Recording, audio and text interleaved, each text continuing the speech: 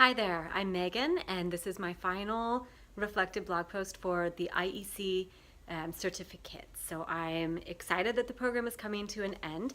It has been a lot of work, but it has been totally worthwhile and engaging. So I have 1 week of the school year left, and my room is a complete disaster. It's still a mess because we're at that end of the year, haven't quite started cleaning everything up. But still in the midst of a lot of stuff going on. So I thought for this blog post I'd take you on a brief tour of my classroom and show you some of the things that have changed and that have been added as a result of this certificate program. So I hope you enjoy. Here we have the 3D printer that I was able to get with a fundraising party through money raised from that I did last year. And what this has allowed me to do is give my students more choice in showing what they know. Some of my more mechanically inclined students, for their California mission reports, they decided to work in Tinkercad and draft their missions in Tinkercad, and then we printed them out. Other students chose to build their missions in Minecraft and did a virtual tour of their Minecraft mission. Some built traditional dioramas, but it was really based on what the students' interest was. Another thing that is awesome in my classroom as a result of this program and Google is my empty finished work basket. And that doesn't mean the kids aren't doing work, it just means we're much more paperless and the kids are turning things in digitally with our Google Classroom as opposed to paperwork that piles up in there and doesn't have names on it and is a big frustration. This right here on the wall is a paint swatch because I do plan to repaint my classroom and go much more minimalistic and strip a lot of things off the wall as a result of what I learned at the Q Bold Symposium, as well as the classroom redesign module of innovative pedagogies. Thanks to Ed Campos, he has inspired me with much more whiteboard space and taught me about dry erase paint. So I was able to turn these two doors, which were unusable before, into whiteboards where my students can show their thinking. Earlier today it was covered with math problems. Here on this shelf I've got my Breakout EDU boxes, which have been a wonderful way to support content that we are learning as well as develop teamwork and collaboration and communication skills.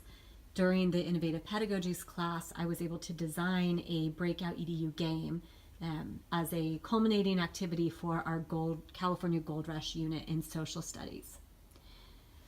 Thanks to the amazing teachers I have met in the Google Plus Q community, this idea came from Kristen Beck. She had posted in Google Plus about a covered wagon design challenge.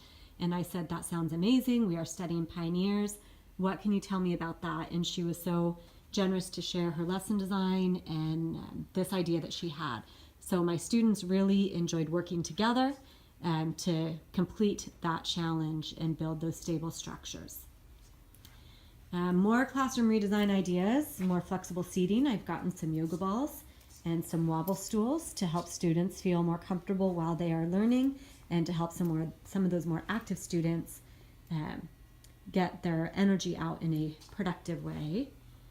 Again, I'm making much more use of my whiteboard space than I have before, and not just the teacher using it, but the kids getting up here and doing their math and practice as well.